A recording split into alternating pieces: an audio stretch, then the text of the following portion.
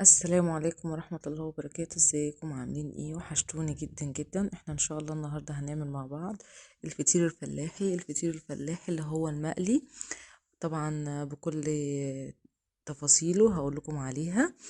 الفطير المقلي ده سهل جدا، ملهوش مقادير زي ما احنا متعودين. قبل ما نشوف المقادير وكمان نشوف طريقة التحضير نصلي بينا على النبي. اللهم صل وسلم على سيدنا محمد وآل سيدنا محمد. انا معايا نص كيلو دقيق ومعايا ربع معلقة ملح وطبعا مية للعجن بس. ونشوف مع بعض احنا هنعمل ايه. انا طبعا هنزل بالمية بتاعتي تدريجيا لغاية لما العجينة دي تلم معايا كده، والطبق اللي قدامنا او البولة اللي قدامنا تبقى نظيفة تمام كده. طبعا اهم حاجه ما تنسوش اللايك والشير للفيديو عشان كل جديد من يومياتي توصلك ان شاء الله. الفطير ده طبعا فطير فلاحي، هو اصله منوفيه. طبعا انا ما كنتش اعرفه وعرفته من خلال حماتي، ربنا يبارك لها يا رب ويديها الصحه. زي ما احنا شايفين كده، بعد ما ايه لميته من البوله كده، انا اديته ايه عجينتين كده في الرخامه. هو في تلزيقه بسيطه خالص، وده من نجاح كل المعجنات. زي ما احنا قلنا سبته يرتاح طبعا ربع ساعه. شايفين بعد ما ارتاح بقى عامل زي الملبن.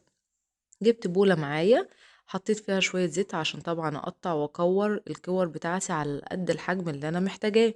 شايفين ما شاء الله لا قوة الا بالله، العجينة عاملة زي الملبن في ايدك وطرية وجميلة جدا. طبعا انا هشكل بقى كل الكور بتاعتي او كل الفطاير بتاعتي بحجم واحد تمام كده. وهكون معايا طاسة على النار، حاطة فيها شوية زيت بسيط خالص، وهبتدي افرد الفطير. واول واحدة هفردها هركنها عشان ترتاح بس، يعني اقل من دقيقة، او اجيب واحدة تانية افردها. فاهمين؟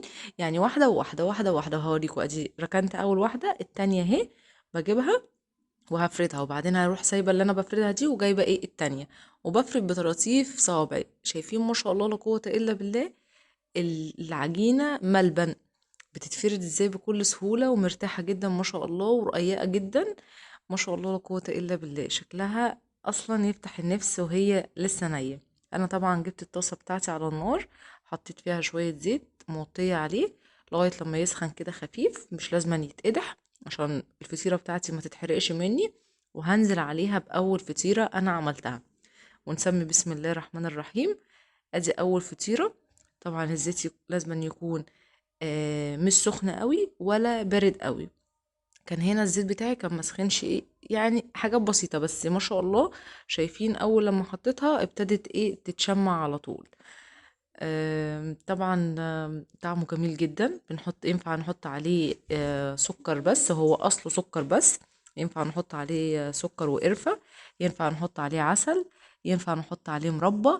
فانتي بقى ليكي الاختيار، تقدري تعملي فيه وتشكلي فيه، بس هو اساسه شوية سكر بودرة كده، وزي ما انا وريتكم في اول الفيديو. وطعمه رهيب رهيب رهيب. شايفين ما شاء الله، حتى بيبقى مقرمش ومنفوخ ازاي. ما شاء الله لا قوة الا بالله. شايفين ما شاء الله ما شاء الله.